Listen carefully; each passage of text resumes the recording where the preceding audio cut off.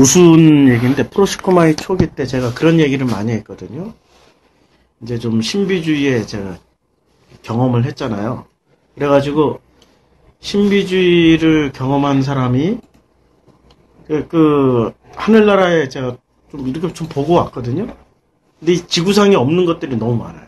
일단 색깔부터 시작해가지고 말로 표현할 수 없는 색깔들이 있고, 색 하나만 하더라도 지구상에 존재하는 색깔이 제가 크레파스 제일 많이 본 게 36가지 색인가? 그거였는데, 거기는 뭐 3만 가지, 3천만 가지, 3조 개의 색깔이, 그러나 분명하게 구분되는 색깔들이 존재하고 있었고, 그러니까 어떤 개념 하나가 엄청나게 풍부한 어휘들로 표현할 수밖에 없는 그런 실물들이 있었다라는 거예요. 그런데 그것을 이 땅으로 와서 말로 옮기려고 하고 있으니까 단어가 한정되어 있는 거죠. 색깔 하나만 해도 이 땅에 지금 존재하고 있는 단어 수 다 합쳐봐야 200만 개가 안 되거든요. 우리가 사용하고 뭐 학문적인 용어 다 합쳐봐야 200만 개. 우리가 200만 개 다 못 배우고 가잖아요. 우리가 실제로 사용하는 게 뭐 몇만 개 정도밖에 안 되는데. 그러니까 그 엄청난 언어의 어휘수가 이게 베르시트 세상 안에 들어올 때는 확 한정된다라는 거예요. 그걸 또 성경이라는 한정된 언어 안에 담으려고 하다 보니까 이 너머의 이 뜻을 다 담아낼 수가 없는 거예요. 그러니까 성경의 그 기록 과정을 보면 너무 놀라워요. 성경의 기록 과정이 이게 잘 보면 시대를 넘어서 몇 천 년의 단위를 시대를 넘어서 사회, 경제, 정치, 문화가 다 달라지는 그 시대 안에서 동일하게 읽히기 위해서 쓰려면은 이거는 특별한 장치가 있지 않으면은 그렇게 읽을 수가 없어요. 성경을 읽어낼 수가 없는 거죠. 그럼 그 성경을 그렇게 읽어내게끔 하기 위해서는 어떤 특별한 장치가 있어야 되는데 그 엄청나게 풍부한 어휘를 가진 그 너머의 그 아버지의 나라, 지금은 이제 개념이 많이 바뀌었지만 그 아버지의 나라의 그 풍부한 어휘들을 이 한정된 지면 안에 담아서 이걸 표현을 하려면은 어쩔 수 없이 굉장히 많은 함축적인 그 어휘를 써야 되는 거지. 단어 하나가 수십 가지, 수만 가지로 해석이 되어져야 되는 거죠.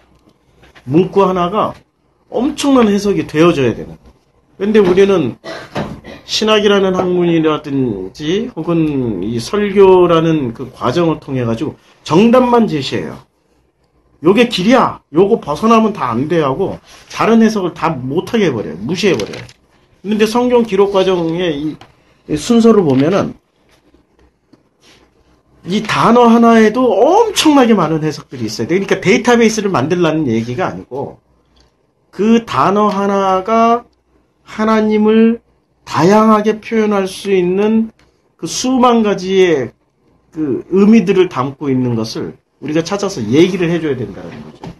뭐 그래서 창세기 이제 우리 현 목사님도 그런 말씀 많이 하시지만 이제 지난번 BMW 그 강의하실 때 베르시트라는 이 단어 하나가 성경 전체를 담고 있다라고 말씀하셨고 그 다음에 이 배라는 단어 하나가 성경 전체를 담고 있다라고 말씀하셨잖아요. 네. 네, 그런 의도로.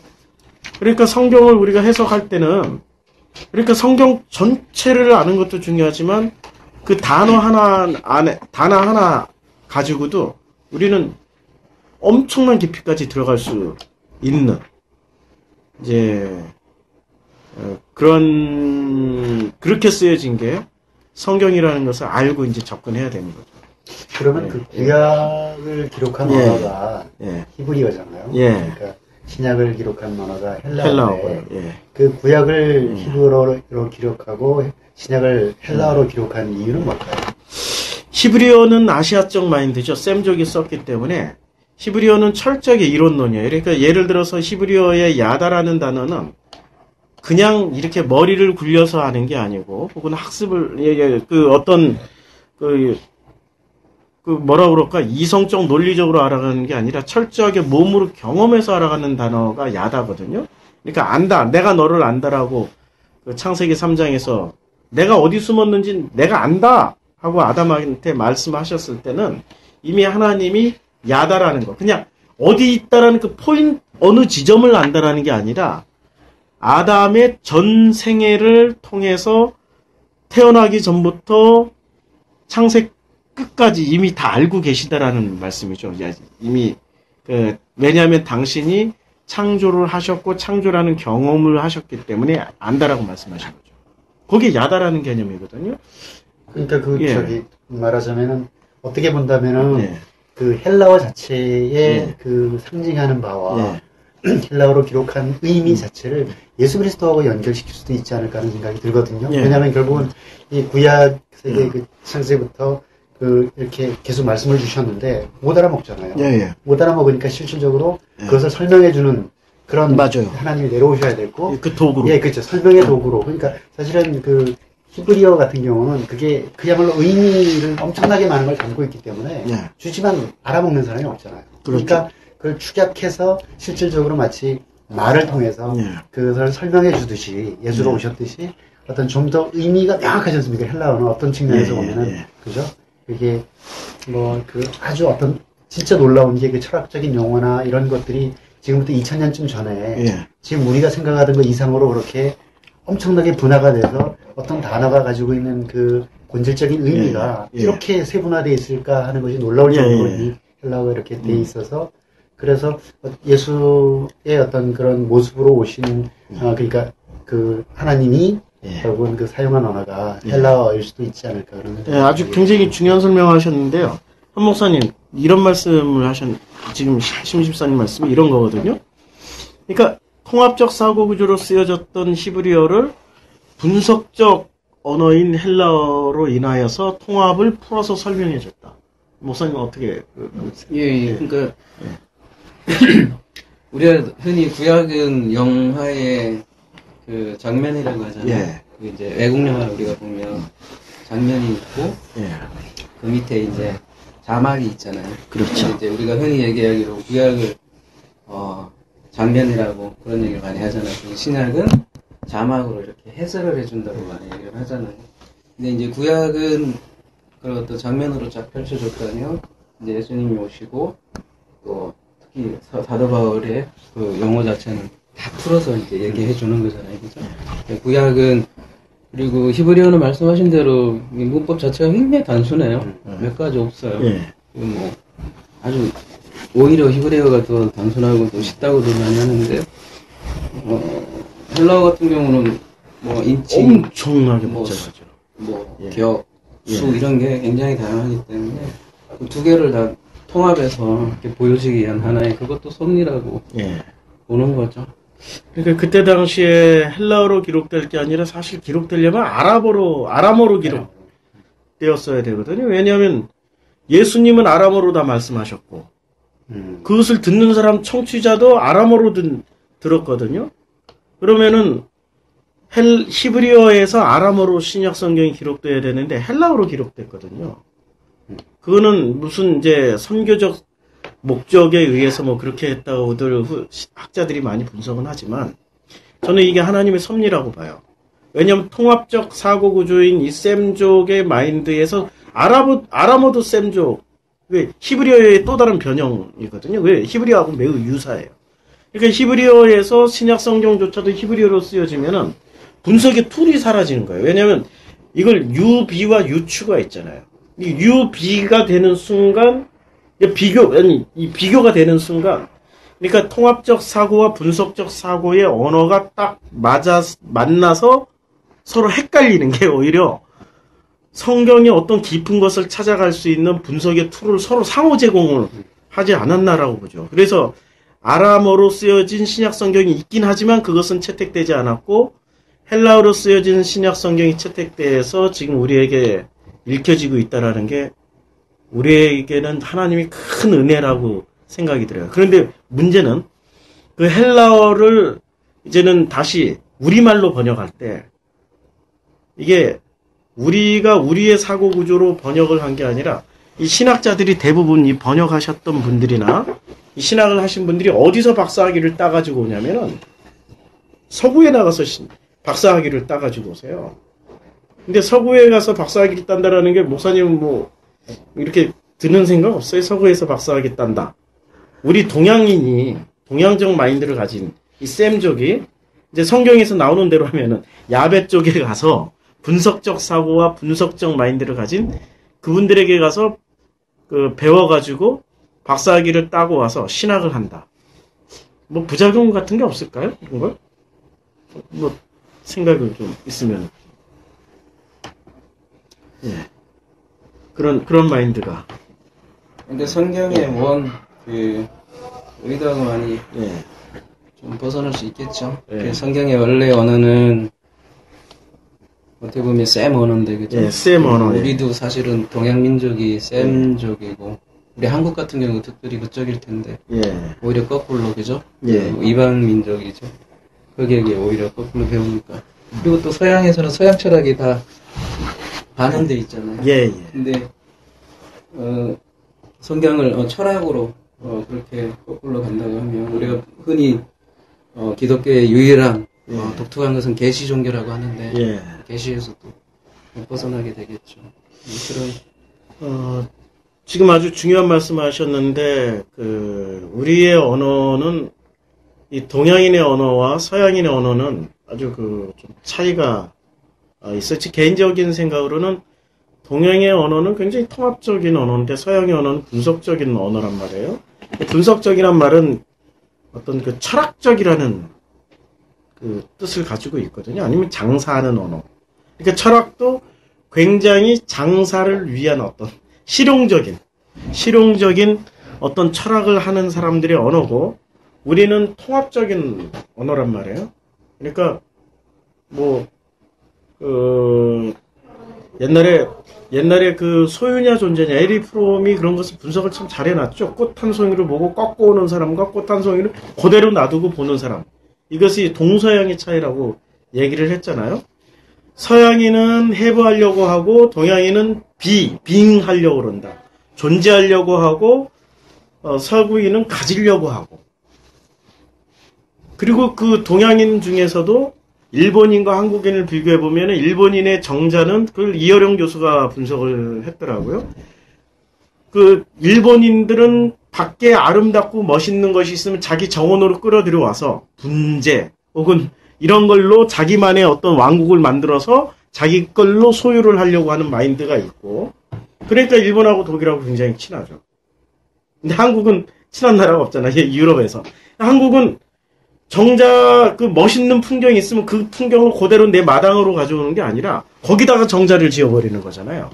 그리고 그 정자의 모양이 각기 다 다른 게 그 풍경 속에 어우러져 가지고 그 풍경 속에 잘 동화될 수 있게 만들어버리는 이런 사고구조. 그러니까 우리 동양 내에서도 이렇게 다양한 사고구조가 있는데 큰 틀로 보면은 해부하는 가지려고 하는 서양인들과 비잉하려고 하는 이 동양인들의 사고구조를 지금 이제 히브리어 성경으로 쓰여졌고 히브리어 성경이 원형이잖아요. 그럼 원형에서 이제 메시아가 드디어 등장을 하셨단 말이에요. 그러면 그 메시아가 등장한 그 메시아를 이제까지 서구 2000년의 신학은 그것을 분석만 해왔어요. 그 분석했던 것이 뭐였냐면은 실용적 사고를 가진 철학 구조로 분석을 했어요. 근데 그 분석한 대표적인 학문이 뭐냐 이거야. 성서 신학이냐, 윤리 신학이냐, 실천 신학이냐, 조직 신학이냐, 역사 신학이냐, 뭐 이렇게 그 종류대로 따져보면은 그 종류가 제 생각에는 조직 신학적 마인드로 이제까지 성서를 해석했다라는 거예요. 철학의 바탕이 돼.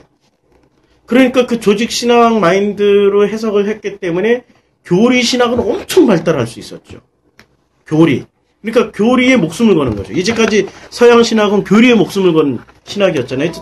그 캐톨릭을 지나서 중세 암흑기를 지나서 드디어 그 종교개혁이 일어났단 말이에요. 근데 그 종교개혁 때 엄청나게 많은 사람들이 죽었단 말이에요. 근데 죽은 이유가 교리 때문에 죽은 거지 성경 자체 때문에 죽은 건 아니란 말이에요. 그러니까 이게 서구 신학에 그 집중됐던 그 방향성을 얘기를 한다면은 조직 신학, 교리 신학의 어떤 풍성한 데이터베이스를 만들 수는 있었지만 실제로 필요했던 성서 신학이라든지 어떤 실제로 필요했던 그 본문이 우리에게 무엇을 얘기해주고 있느냐에는 관심이 없었어요. 그러니까 철학이란 틀 안에 성경을 끼워 넣는 게 조직신학이잖아요. 저는 굉장히 비판적으로 봐요. 목사님, 뭐, 우리 최 전도사님은 조직신학을 어떻게 긍정적으로 보세요? 패스도 다 녹음돼요. 그러면 예. 결국은 예. 초대교회에서 예. 이제 생긴 그런 현상들이고, 예, 예. 그렇다면 이제 그 모태가 되는 유대교의 경우는 어떻습니까? 유대교 같은 경우는 예. 교리가 있나요? 유대교회 같은 경우는, 글쎄 제가 이제 유대교를, 그러니까 결국은 예. 우리가 알기로는 뭐, 예. 지금 뭐 조직시간학이나 예. 뭐 이런 형태의 어떤 예. 그 분화된 예. 어떤 그 체계나 이런 것들이 유대교회는 뭐 저희가 문외한이라서 그런지 모르지만 예. 그렇게 개신교처럼 그렇게 발달하거나 분화되어 있지 예. 않은 걸로 알고 있는데 결국은 예. 그렇죠. 그러니까 유대인들이 가지고 있었던 그 유대교에 이제 새로운 어떤 예수를 중심으로 하는 예수 그리스도를 중심으로 하는 새로운 이제 집단이 생겼고 예. 결국 그것들을 결국은 초대의 교부들이 예. 이 종교 시스템화하는 과정에서 결국 생긴 게 교리 아닙니까? 그죠? 그렇죠. 예. 이제 유대교를 말씀하셨으니까 대표적인 유대교를 보면은 유대교 내 예수 당시의 유대인들이 이제 유대교의 어떤 원형들이 되겠죠. 그때 당시에 SNF파가 있었고 바리새인들이 있었고 사두개인이 있었고 그 다음에 레위인을 중심으로 한 제사장 그룹이 있었고 그들의 신학이 완전히 다르냐? 아니거든요. 그런데 행동에 있어서는 다르죠. 어떤 실천적인 행동에 있어서는 다르지만 본질은 그들은 크게 달라지질 않았어요. 그런데 기독교는 캐톨릭부터 지금 기독교는 그 기독교라는 스펙트럼 안에 들어와 있는 종교들 그러니까 안식교라든지 여호와 증인 뭐 수많은 스펙트럼을 가진 그런 그 다양한 형태의 그런 종교 집단이 있잖아요. 근데 그들이 왜 이렇게 다양한 형태로 다양한 모습을 가지고 다양하다라는 건 참 좋은 일이지만 그러나 본질이 뭐냐라고 물었을 때는 이 답을 할 수 없는 부작용도 있잖아요. 그러니까 결국은 그게 목사님께서도 여러 번에 걸쳐서 말씀을 하셨지만 초대교회 그리고 지금 이 기독교가 이렇게 변질된 이유 중에 하나는 결국은 그 교리에 담으려고 했던 그 노력 자체가 그렇죠. 그 복음으로부터 멀어지게 한 그 본질적인 이유가 된 거고 결국 그러고 나서 만들어지고 나서 끊임없는 그 교리 싸움 때문에 그냥 막 추방하고 이단이다 그러고 막 정죄하고 막 이런 현상들이 계속 벌어지는 거 아닙니까? 그렇죠. 그러니까 결국은 지금 그러면은 어떻게 가야 되는가라고 하는 측면에서 본다면은 그 교리의 문제점을 인식을 하고 교리 너머에 있는 그 원형을 추구하는 그런 과정들에 대한 노력이 그게 지금 우리 프로슈코마이가 지금 하고 있는 얘기죠. 그렇죠. 교리에 갇혀 있는 성경을 이제 교리에서 그 교리라는 그 감옥으로 보면 될 것 같아요. 아니 감옥이라고 하면 또 너무 센 비판인 것 같고 교리라는 그 빵틀 같은 이 뭘 찍어내는 그 틀 같은 교리에서 성경을 꺼내서 그 성경을 제대로 보자라는 게 우리 프로슈쿠마의 어떤 지금 지향점이라고 보고 있거든요. 이 지향하는 지향 뭐 둘 다 해당되는 그런 내용인 것 같으네요. 근데 목사님 우리가 지금 얘기가 언어의 차이점에서 지금 철학의 이쪽은 철학이 강한 사고 방식이고 물론 우리 동양도 철학이 강해요.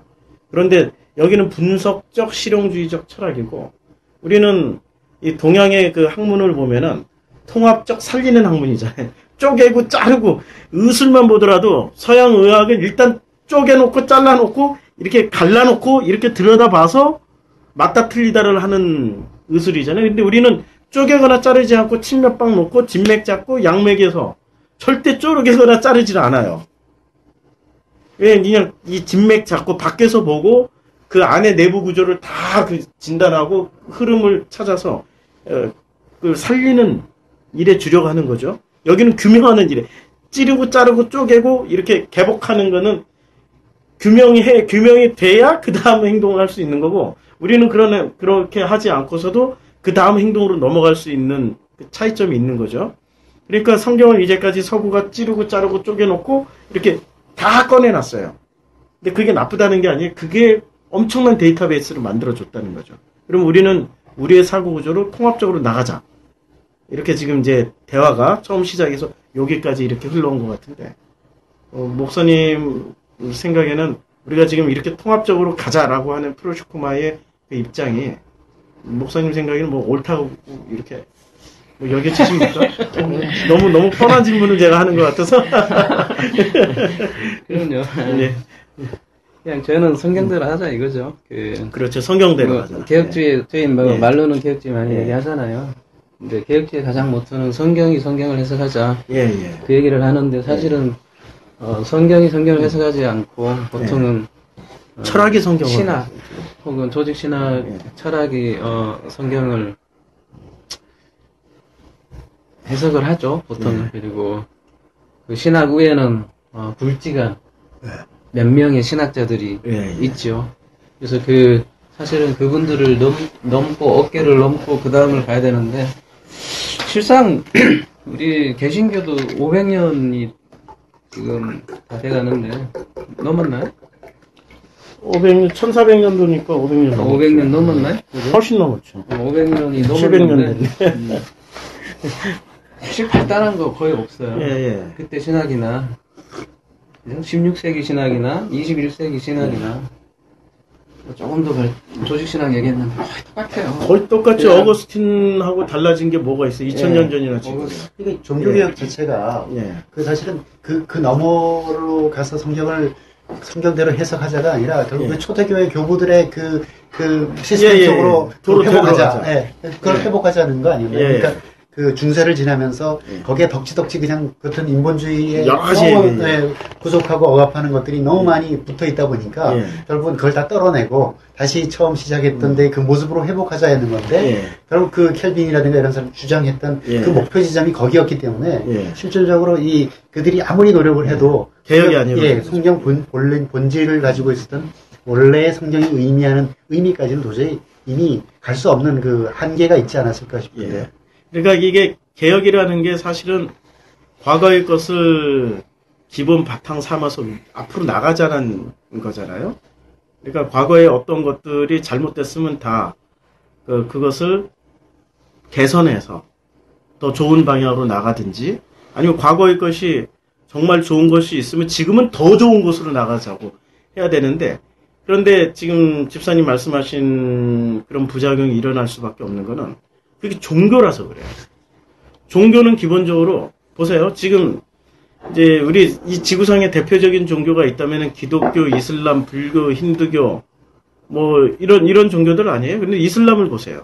이슬람이 지금 전쟁 엄청 하고 있지 않습니까? 근데 전쟁하는 목적이 자기네들 수니파, 시아파 싸우면은 수니파가 옳거나 시아파가 옳다라고 주장하기 때문에 싸우고 있고 지금은 수니파와 수니파가 또 싸우고 있어요. 근데 수니파와 수니파가 싸우는데 수니파의 개혁과 수니파의 더 개혁이 싸우는 게 아니라 수니파의 보수와 수니파의 더 보수가 더 보수하자고 싸우는 거예요.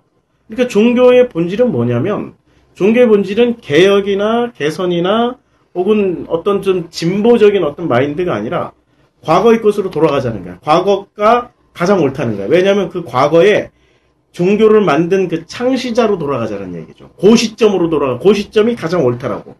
근데 그 시점이 가장 옳은가요? 그럼 그 말씀이 옳은 거지, 그때 당시의 상황이 옳다라고 얘기하면 굉장히 잘못된 거죠. 그때 당시의 상황이 예수를 죽인 시스템이었잖아요. 그때 당시의 상황이 그 이슬람이 성행했던 그 상황이 기독교가 오합지졸이 됐을 때 중세 암흑기아니었어요. 그때가 AD 700년경 중세 암흑기로 들어갔던 그 시기였고, 그리고 바바리안들이 들어와서 기독교가 막 섞이고 있었을 때 그때 당시에 지금 이슬람이 그 이슬람화를 만들어냈던 그 모든 땅덩어리가 어디냐면 터키, 시리아.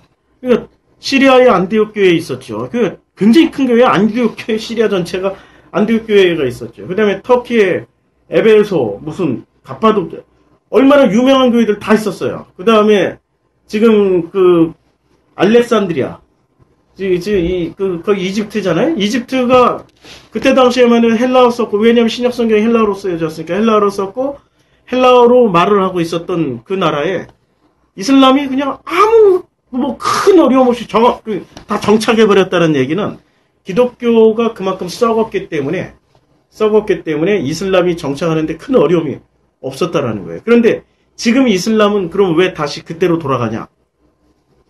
그때 당시에 개혁을 했던 그 도탄에 빠진 백성들을 바르게 희망을 줬던 종교가 이슬람이라고 자기네들은 생각하고 있는 거예요. 그 시점이 제일 좋은 거죠. 그 시점에 자기네들 생각에 그때 당시에 백성들의 입장에서 한번 생각해보자. 암흑기였거든요. 그 중세의 암흑기에 이제 막 들어왔던 그 시절에 이슬람이 얼마나 큰 희망을 줬어요. 그러니까 사람들이 그냥 이슬람이 들어와서 빚 탕감해주지, 뭐 실업 문제 해결해주지, 이슬람이 들어와서 얼마나 희망적인 것들을 많이 줬어요. 세금 감면해주고. 그렇죠. 세금 감면해주고 이래버리니까 그때 당시에 이슬람이 가장 개혁적이었다고 생각하니까 시간이 지금 1300년이나 지났는데도 발전해야 되는데 종교는 발전을 못해요. 종교는 진보적인 마인드가 없어요. 항상 종교는 최초의 발생 지점으로 되돌아가자. 그래서 교회에서 지금 하는 얘기가 초대교회로 되돌아가자. 지금 말씀하신 대로. 그것은 굉장히 위험한 말이라고 봐요. 아니 하나님이 이 세상 베레시트라는 세상을 주셨는데 그 베레시트라는 세상을 우리에게 주셨단 말이에요. 그럼 우리는 그 종교를 가지고 기독교라는 성경을 가지고 우리는 이 베레시트라는 세상을 잘 만들어 가야 되는데 베레시트를 항상 어디로 돌리려면은 에덴 동산으로 돌리자. 예수 시대로 돌리자. 초대교회로 돌리자. 이래버리고 있단 말이에요. 그럼 우리가 어떤 모습이 되냐면 10달란트 받았어요? 1달란트 받았고 땅 속에 묻어놓는 일을 하는 거죠. 도도로 되돌아가가지고 그 시점으로 되돌아가서 아무것도 하지 마시는 얘기밖에 더 돼요. 보수가 가장 좋다. 이런 얘기. 그러면 기독교는 종교 안으로 들어간 거죠. 기독교라는 어떤 형태 자체가. 종교라는 것은 항상 또아리를 튼 뱀 같아요. 그러니까 프로시코마의 교회에서 추구하는 지향점은 어떻게 본다면은 필자의 의도를 파악하자. 그러니까 성경 그렇죠. 필자가 도대체 복음을 그 나름대로는 그 복음의 실체를 깨달은 거예요. 바울이라든가 성경 필자들이 그들이 결국 깨달은 그 시점, 그들의 생각, 그 사고를 갖다 우리가 그대로 이렇게 추구를 해보고자 하는 게 우리의 지향점. 그렇죠. 그러니까 어떻게 우리의 필자의 의도, 그러니까 성경을 저술한 그 저자의 의도를 따라가자라고 이렇게 말씀하셨는데 목사님 생각에는 그 저자의 의도를 어떻게 찾아가죠? 찾아가려면? 제가 계속 하는 게 있어요. 개인적으로 그냥 인문 서적이 고전 계속 하고 있거든요. 한 달에 한 번씩 모여서 뭐 섹스피어도 하고 작년에는 까미를 했어요. 동네 같은 게 있나요? 제가 하는 데 있는데 사실 까미 하면 기독교인이 별로 안 좋아하는 그런 작가잖아요. 근데 그 작가를 심층적 있게 분석을 해보니까 까미도 기독교인 못지않게 굉장히 고민을 많이 하는 작가더라고요. 그러니까 겉으로 보는 거하고는 전혀 다른 거예요. 우리가 알지도 못하면서 이제 까미만 그냥 비판하는 거예요. 근데 이제 진짜 연구를 많이 해보니까 전혀 그 사람이 오히려 그냥 허튼 뭐랄까 얕은 기독교인보다도 훨씬 더 죽음에 대해서 고민을 많이 하고 훨씬 더 성경적인 종말론을 제시하더라고요. 근데 저희들이 독서 토론할 때 저자의 마음을 알기 위해서는 가장 중요한 게 그래서 흔히 소설에서 그런 걸 많이 하잖아요. 뭐 인물, 구조, 그다음에 시간, 장소 뭐 이런 형태들을 우리가 아무래도 도움을 받아야겠죠. 그냥 흔히 독서 토론 하면은 그냥 막 적용부터 하려고 막 덤벼들잖아요. 읽고 내가 좋았어. 이거는 너가 좋았어. 이렇게 나누는 그 독서 토론도 많은데 저희는 그런 걸 안 하고 철저하게 배제하고 그냥 작가가 뭘 얘기하는가를 얘기하려고 많이 우리가 덤벼들고 그렇게 하려면 철저하게 그 장치들을 많이 연구를 하는 걸 중요한 것 같아요. 장치요. 그러니까 어떤 잘 아시잖아요. 시도 쓰시고 했으니까 시를 쓰면 또 상징을 또 집어넣을 수도 있고 순서를 넣을 수도 있고 얘를 또 뒤로 뺄 수도 있고 구조를 뒤집어 풀 수도 있고 그런 거에 대해서 엄청나게 고민을 많이 해야 되고 또 언어도 말하자면 파악을 많이 해야 되고 그래서 독서 토론에서 보면 말이 많은 분과 이기는 분이 누가 이기냐면 제일 고민 많이 한 분, 제일 많이 읽은 분들이 얘기를 하더라고요. 근데 이제 성경에 그거를 적용을 하자면 아무래도 기존의 그런 전제들을 자꾸 많이 갖고 이거를 사람들이 보는 것 같아요. 그 전제들이 아까 우리가 가지고 있는 그 조직신학, 물론 조직신학은 큰 틀을 빠져나가지 않는 박스 역할은 돼요. 네. 뭐 이단이나 그런 쪽으로 가지 않기 위한 큰 틀은 되죠. 왜냐하면 조직신학 자체가 사실은 이단에 대한 방어의 툴로 나온 게 조직신학이니까 네. 그 정도로만 그냥 갖고 있고, 근데 성경 볼 때는 그런 것까지도 다 내려놓고 사실은 이 본문 자체에 그대로 풍덩 들어가야죠. 자꾸 본문을 보는데 어떤 전제를 가지고, 뭐 예를 들면 예정론의 전제를 가지고 우리가 흔히 얘기하잖아, 장로교 오대교리 뭐 튤립 이런 얘기를 하잖아요. 그런 전제를 가지고 이거를 보게 되면 원래는 그렇게 얘기 안 했는데 그렇게 다르게 해석되는 그런 수가 많이 있겠죠. 그래서 최근에 죄송합니다. 근데 최근에 결국은 그 목사님 말씀하셨듯이 성경 자체가 어떤 근데 창세기만 하더라도 거기에 이제 그 시로 쓰여진 게 있고 또 산문으로 쓰여진 이런 여러 가지 형태가 있고, 어떤 거는 역대상하 같은 경우는 진짜 역대의 어떤 역사서를 기록하듯이 그렇게 되어 있는 부분들이 있고, 다양한 형태의 장르가 있지만, 결국 최근 몇 년 사이에 대한민국을 중심으로 해서 새로운 어떤 영적인 각성 내지는 어떤 복음에 대한 어떤 진정한 깨달음 이런 것들을 향해서 추구하는 그런 기류가 형성될 수 있었던 결정적인 어떤 기여라든가 아니면 키워드가 결국은 모든 성경은 예수 그리스도에 대한 기록이다. 예. 그것이 결국 모든 성경을 어떤 우리가 풀어가고 원어에 접근할 수 있는 가장 큰 키워드가 된 게 아닌가, 그런 생각을 가지거든요. 이제 아까 작가의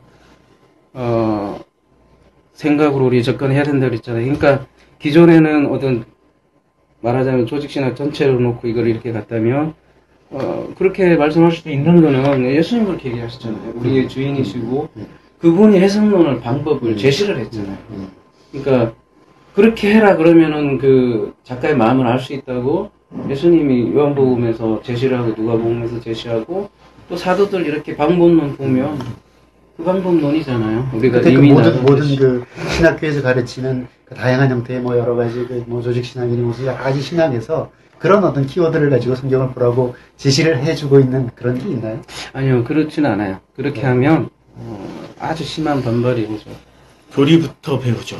교리부터 배우고, 물론 이제 개론 1학년 때 구약개론, 신약개론 이런 개론서부터 시작해서 배우는데, 결국엔 그 모든 개론을 배워서 나가는 거는 그 정점은 어디 있냐면 교리예요.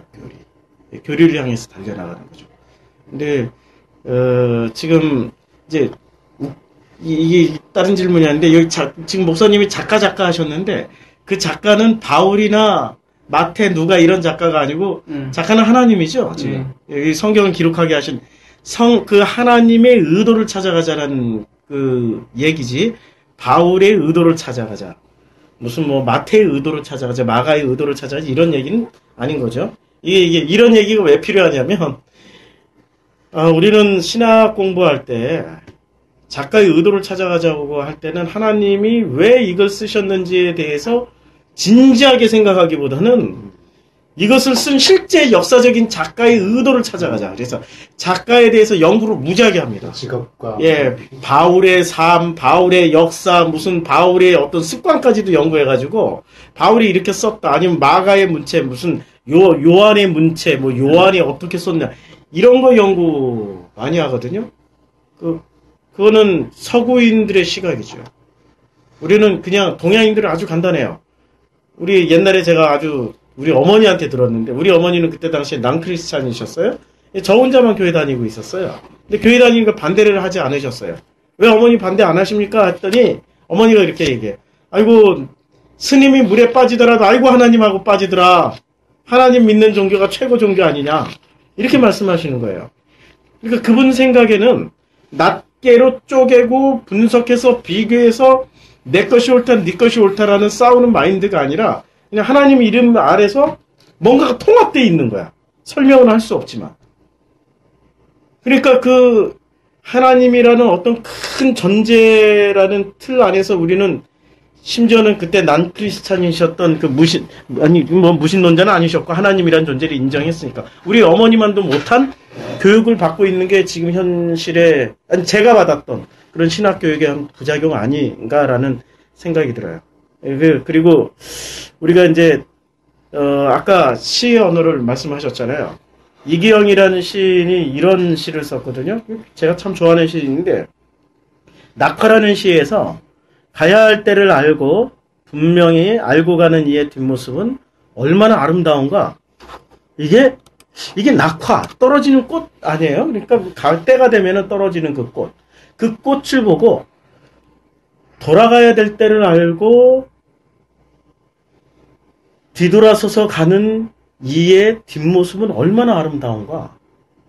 혹은 그것이 붉은 노을일 수도 있고, 뭐 이제 낙화라는 말이 떨어지는 꽃이라는 뜻도 있지만은 떨어지는 그 석양의 붉은 노을일 수도 있거든요. 여러 가지 메타포가 담겨져 있잖아요. 시라는 건 그런 거거든요.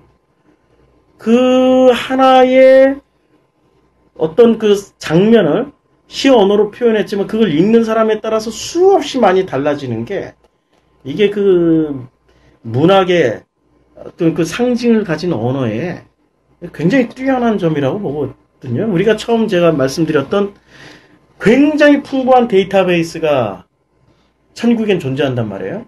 이것을 보고 온 사람이 뭐 간증을 하라면은 물론 이제 지금은 그런 간증 신뢰 안 해요. 그러나 이건 이제 비교를 하기 위해서 그거 간증 보고 오신 분들이 어떤 수준으로 얘기를 하든가요? 꼭 자기 수준으로 얘기해요. 자기가 돈 좋아하면 돈이 막 황금이 굴러다니고 다이아몬드가 굴러다니고 먹을 거 좋아하면 곳곳이 막 먹을 것이라고 이러고 간증하고 싸움 싫어하고 평화를 좋아하는 사람은 모든 사람들이 평화롭게 뭘 하고 있더라. 전부 자기 수준으로 얘기를 하는데 공통점이 하나 있습니다.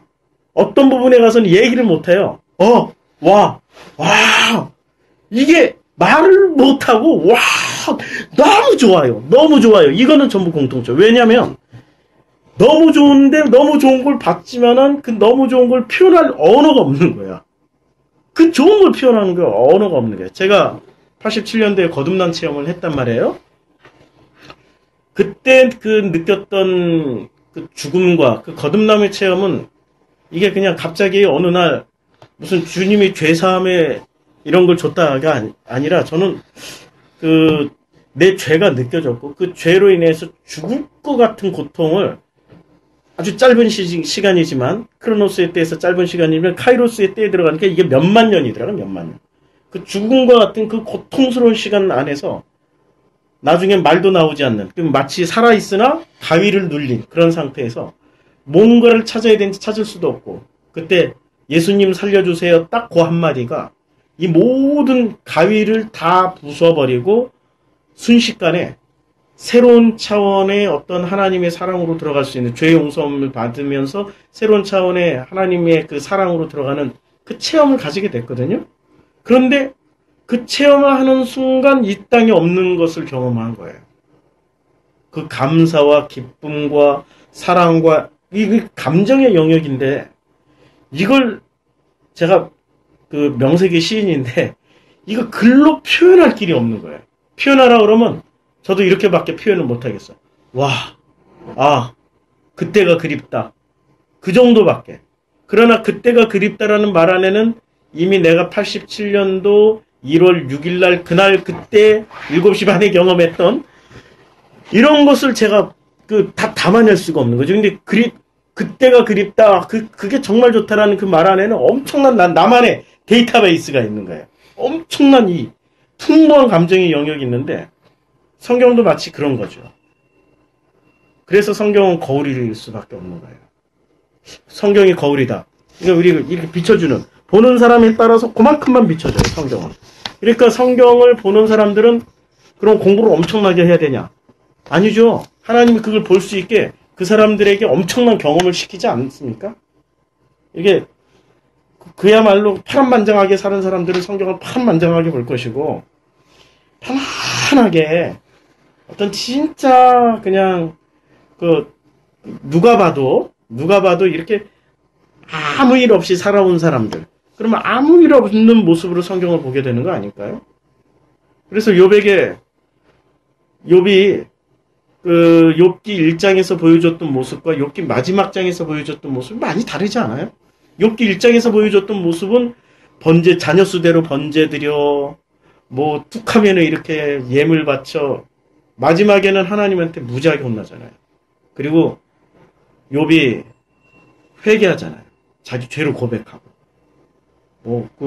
좀 과장해서 표현하면, 난 죽일 놈입니다. 이런 식으로 표현하지 않습니까? 욥기 1장과 욥기 마지막 장이 완전히 달라져요. 그 사이 무슨 과정이 있었습니까? 인간이 상상도 할 수 없을 만큼의 엄청난, 어마어마한 스펙타클한 그런 경험을 해버린 겁니다. 그 경험하기 이전의 성경은 그만큼 수준에서 보이는 거고, 경험하고 났더니 그 성경이 엄청나게 다르게 해석되어지는 거죠.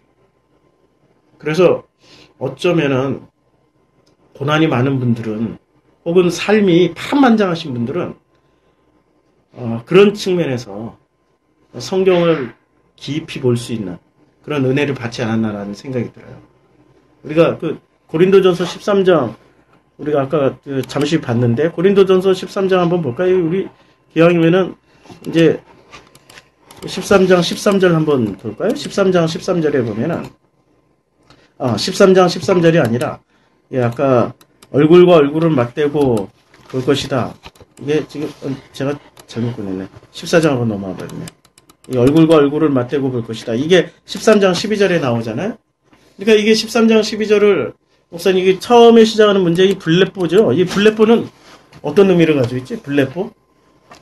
우리가 이제 13장 12절이 우리가 이제는 거울로 보는 것 같이 희미하나, 그때는 얼굴과 얼굴을 대하여 볼 것이요. 이제는 내가 부분적으로 아나, 그때는 주께서 나를 아신 것 같이 내가 온전히 알리라라고 말씀하셨는데, 우리가 이제는 거울로 보는 것 같이 할 때, 보다라는 단어를 블레포로 썼는데, 블레포를 한번 좀 자세히 우리 듣는 분들을 위해서 설명 좀 해주셨으면 좋겠는데. 우리나라 용어로 보다 하면 그냥 보는 것만 딱, 뭐라고 해야 되나, 단어가 별로 연상이 안 되잖아요. 이제 헬라어는 보다라는 단어에도 여러 가지 있는 것 같아요. 제일 처음에는 옵티노마이, 그대로 우리 눈에 보이는 게 하나 있을 거고, 또 하나는 에이도라고 있고, 에이도라는 걸 어떻게 설명하면 될까요? 이 세상 전체가 교보제식으로 되어 있어서 그걸 보면서 우리가 아는 거죠. 예를 들면 이제 성경에서는 성전이 이 에이도의 전형이고, 요거를 본다. 이게 하는 게 이제 에이드고, 이제 블레포 같은 경우는 이제 훈련이 들어간 이제 보는 건데요. 내가 맛을 본다. 그러니까 또 뭐 있죠? 해본다. 이런 식으로 해서 계속 훈련을 하면서 보는 거죠. 그리고 마지막으로 이제 그런 게 다 되면, 이제 하나님도 예를 들어서 맛을 보아한다. 이렇게 요한은 계속 그렇게 맛보아한다. 이렇게 얘기하잖아요. 그게 이제 블레포라면 마지막으로는 이제 그런 게 훈련이 다 되면, 하나님은 내가 안 보더라도, 보지 않더라도, 보라고 하는 거잖아요. 그러니까, 여기에서 제 생각에 블레포는 그런 의미 아닌가 싶어요. 그러니까 우리가 훈련되어서 보는 거죠. 그러니까 앞에 전문맥으로 보면, 그래서, 어린아이의 일을 버리고 장성한 사람이 된 거니까, 보는 것도 어떤 훈련이 필요한 거고, 장성한 사람이 이제, 블레포에서 오라고 하게 되겠죠. 그런 의미에서 블레포를 보면 되지 않을까 그렇게 생각하거든요. 이 13장 12절에 보면은 토테가 2번 쓰여졌거든요. 토테. 그러니까 토테라는 게 사전적인 의미로는 그때, 그 당시 이렇게 쓰여졌는데, 목사님, 이 토테는 어떤 기능을 가지고 있습니까? 이 토테라는 말이, 단어가 문장 가운데 이렇게 떡 하고 나타나요. 사실 이 전환, 이 분위기 전환을 확 하면서 굉장히 중요한 뭐라고 해야 되나, 이거를 형용 부사적이죠.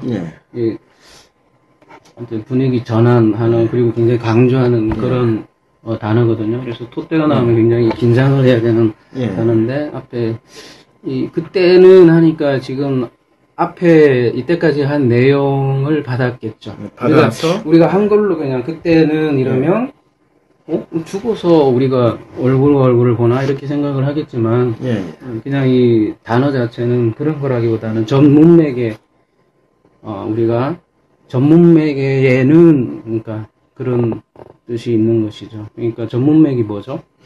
전문맥이 이제 우리 한글 성경에 보면은 우리가 이제는 거울로 보는 것 같이 희미하나 그때에는 이제 거울로 보는 것 같이 희미하게 보았다. 그리고 토테가 나오는 게 그때에는 이렇게 번역이 되어 있거든요. 그리고 그 후에 나오는 게 얼굴과 얼굴을 대하여 볼 것이요 라고 이렇게 되어 있습니다. 그러니까 이것을 토테라는 기능, 그때라는 그때라고 번역되는 토테를 살려서 하면은 전문맥을 받아서 방향 어떤 환기를 시키는 어떤 내용으로 이어진다라는 거죠.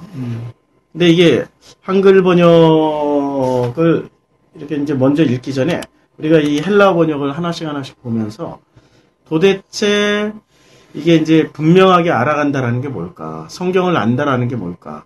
아마 이 구절에 다 함축되어 있다라고 보는데, 블레포, 지금 목사님 설명하신 것처럼 블레포라는 건 우리가 경험해서 보는 거, 경험으로 보는 거죠, 경험으로.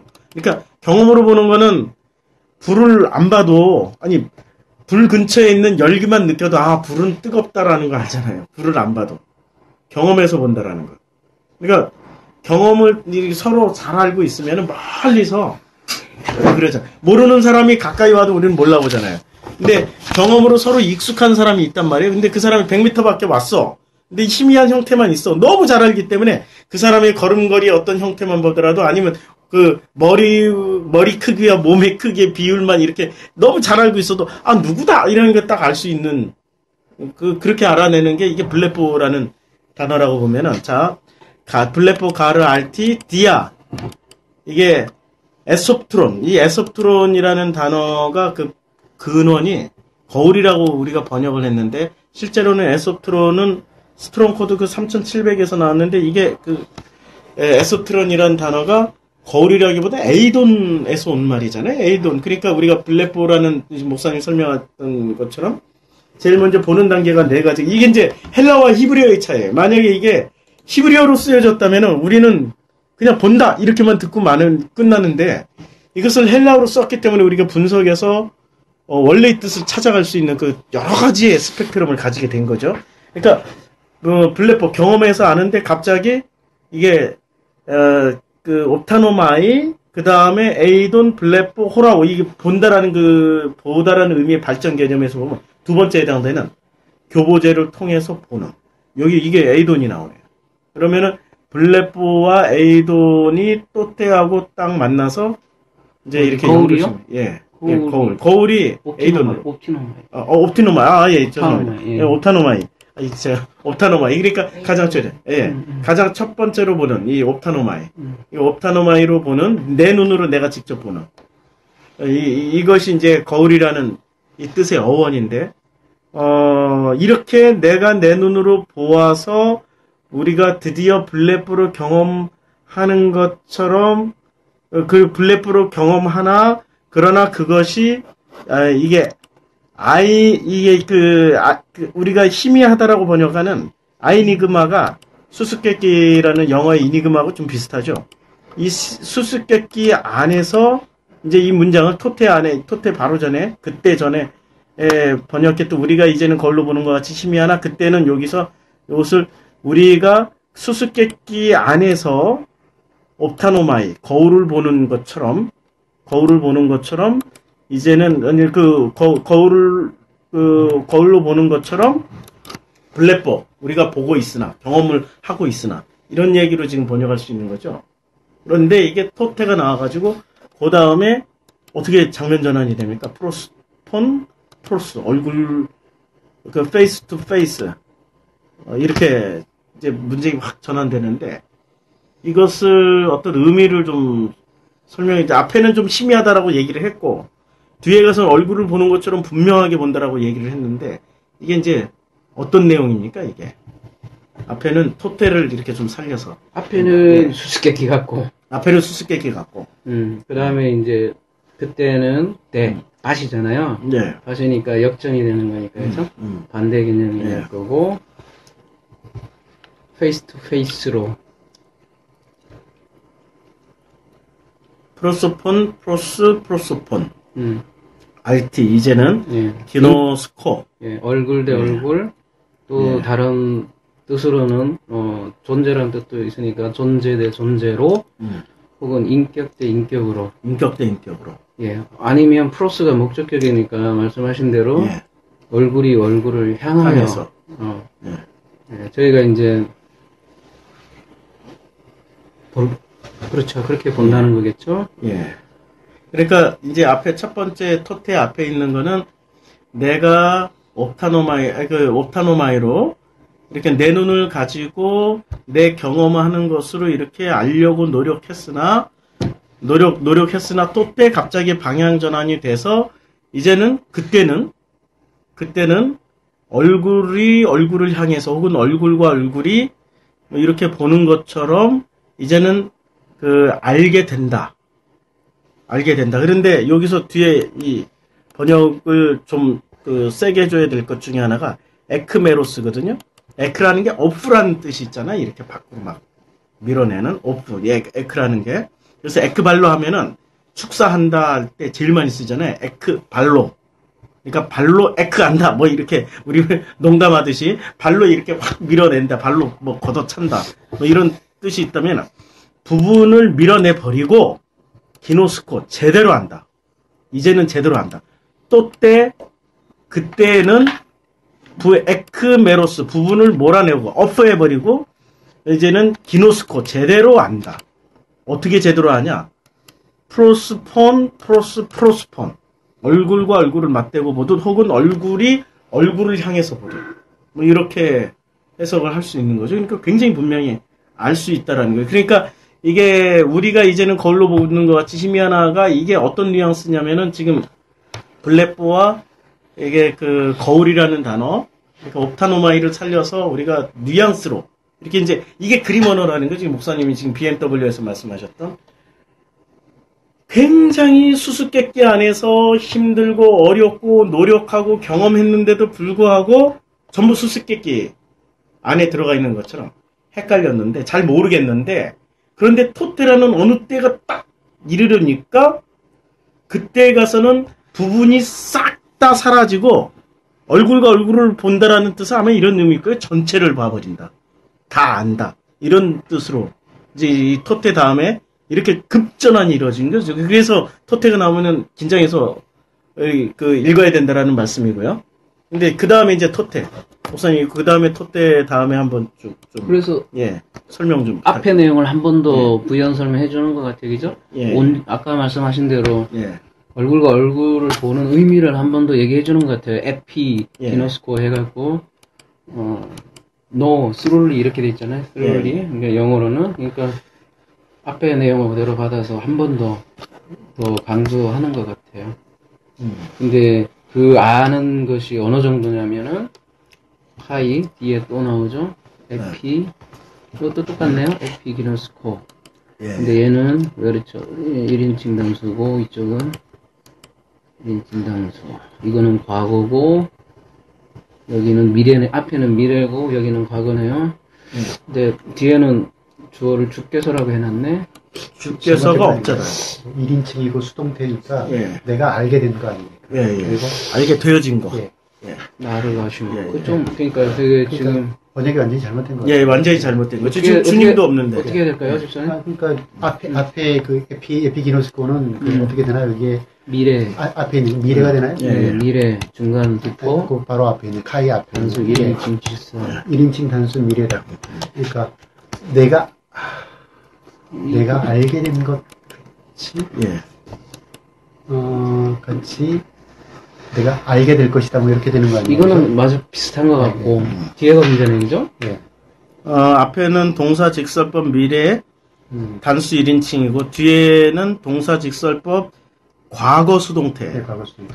그러니까 여기서 이제 주께서 나를 아신 것 같이 내가 온전히 알리라라고 번역된 이 부분을 이제 능동과 수동을 이렇게 살려서 하면은 내가 알아가는 것과 내가 알게 되어지는 것. 그렇죠. 이것이 이제 절묘하게 지금 이 카이라는 이 접속사를 중심으로 해서 이렇게 지금 의도적 장치를 지금 넣어놨잖아요. 아까 1인칭 단수인데 왜 주께서라고 번역을 했을까요? 의역한 건가? 알게 되어진의 주체가 주일 수도 있다고 생각했구나. 내가 알게 되어진 것처럼. 근데 여기는 수동태 아닙니까? 1인칭이고. 그러니까 내가 알게 되어진 게 맞는 거 아니에요, 그죠? 영어로는 잘 했네요. 예. 영어로는 I as known이라고 그랬네? I am known. 아유, 안경을 써야 돼. I am known. 내가 그러니까- 알게 되어지는 것이에요? 그걸 거꾸로 뒤집으면 한글은 주께서 나를 아는 건가요? 그렇게 되네요. 그렇게 되는 거예요? 우리나라 말이 그런 그렇습니다. 내가 알게 그런 되었습니다. 건가요? 아니, 영어 굉장히 이해가 성경에, 안 가요. 네, 굉장히 이해가 영어 성경에서는 주님이 없거든요, 지금. 전부 다 주어가 아닌데. 그러니까요. 예. 우리나라 말은 의역한다고 이렇게 한 거예요. 굉장히 의역이 많이 말이 되는데. 좀 안 맞으니까. 예, 예. 어쨌든 그대로 그냥 원어대로 하면 예. 내가 알게 되어지는 것 같이. 내가 알게 될 것이다. 미래니까. 알게 될 것이다. 언제? 또 때. 장성할 때. 예, 또 때가 앞에를 예, 받으니까. 받아가지고 어린아이에 버리고, 어린아이 일을 버리고, 내가 장성한 사람이 기노마이 했을 예. 때. 기노마이 됐고, 뒤에 가서는 에피기노마이. 에피라는 게 완전히, 라는 뜻도 있잖아요. 예, 예. 완전히 나를, 이제 발전한, 이 기노마이라는 단어도 발전하잖아요. 또 때 다음에 기노마이는 그냥 기노마이인데, 뒤에는 에피기노마이. 완전히. 그리고 두 번 또 계속 나왔으니까, 반복. 이런 또 효과도 있고, 완벽하게 한다. 그러니까 처음에는 이게 알매 단계를 지금 얘기를 하는 거네요. 그러니까 성경을 알아간다라는 게 이런 거네, 지금. 우리가 지금은 수수께끼 안에서 이렇게 옵타노마이, 나의 눈으로 거울을 보는 것 같이 블레스포 열심히 노력해서 보려고는 하지만 그러나 수수께끼 안에서 헤매는 것 같은 그런 모습이었다. 하지만 그때에는 프로스폰 그러니까 얼굴과 페이스 투 페이스 얼굴과 얼굴을 서로 뭐 대하여 보는 것처럼 혹은 얼굴을 향해서 이렇게 보는 것처럼 이제는 기노스코 한다. 근데 기노스코 수수께끼에서 알게 되고 기노스코 그 다음에 에피기노스코 완전히 한다. 그러니까 수수께끼에서 기노스코 알게 되고 에피기노스코 완전히 알게 된다. 이렇게 지금 알매 단계가 발전하고 있네요. 이 문장 안에 점차 이렇게 점층법으로 이렇게 쓰여지고 있네요. 그러니까 성경에서 예. 결국 본다는 의미가 예. 결국은 여기 나오는 걸 보면 안다는 개념으로 예. 하고 똑같네요, 그죠? 결국은 그렇죠. 우리가 본다는 게 알면 보는 거네요, 그죠? 예. 여기에서는 아는 게 보는 거. 그러니까 아는 게 보는 거고 그리고 그 프로스폰이 그러니까 얼굴과 얼굴을 맞대고 보는 것이 내 얼굴과 자 우리가 어느 분의 얼굴을 보고 서로 이렇게 보는 거 아니에요? 그러니까 내 얼굴과 내 얼굴이 내 얼굴을 이렇게 서로 그러니까 하나님을 제대로 알면 되지. 그리고 자꾸 하나님 어떤 형상을 보려고 하면 예. 그건 어느 단계일까요? 그 옵티노마일까요? 에이돈 형상을 보려고 하는 게 에이돈인가요? 에이돈이죠. 고정 다시 자꾸 후퇴하는 예. 거죠. 그렇죠. 예. 백하는 거죠. 뭐 천국 지역 볼 수도 있겠죠. 예. 근데 그러면 이제 어린아이가 되겠죠. 여기 문맥에 봐서는 예. 그죠? 근데 이제 장성한 사람이 되면 그런 것도 다 버려도 예. 본다는 거죠. 이제 호락호로 본다라는 굳이 거죠. 천국 지역 안 봐도 예. 알무로 완벽하게 알무로 얼굴과 얼굴 대하는 것처럼 볼 수 있다는 거죠. 그러니까 우리가 하나님을 알아가는 게 영생이라고 하고 예. 아는 게 얼마나 중요한지 다시 한번 확정을 하는 거죠. 그래서 여기서 지금 이제 안다라는 게 뭘 아냐. 이제 우리가 처음에 얘기했던 내용이 성경을 알아간다는 얘기죠. 성경을. 여기는 지금 하나님이라는 단어가 없는 거잖아요. 이 원문에는. 우리가 주께서 나를 아신 것 같이 이게 주가 안 나와요. 지금. 영어 성경에도 주라는 단어 마스터, 큐류 이런 거 안 나옵니다. 로드 이런 거 안 나오거든요. 그런데 우리말에는 주께서 나를 아신 것, 주님을 넣어가지고 마치 주님을 알아가는 것처럼 우리가 지금 인식을 하고 있는데 주님이 나를 알려주신 만큼 내가 알아간다라고 했는데 여기서 알아간다라는 그 성경을 말하는 거죠. 성경. 그래서 성경의 핵심이 뒤에 나오잖아요. 13장 13절 보면은 그런즉 믿음, 소망, 사랑 이 세 가지는 항상 있을 것인데 그 중에 제일은 사랑이다. 성경의 핵심이 뭡니까? 그 너머의 마음을 설명해 주는 거 아니에요? 그 베레시트 너머의 하나님이 말씀을 통해서 베레시트라는 세상을 창조하셨잖아요.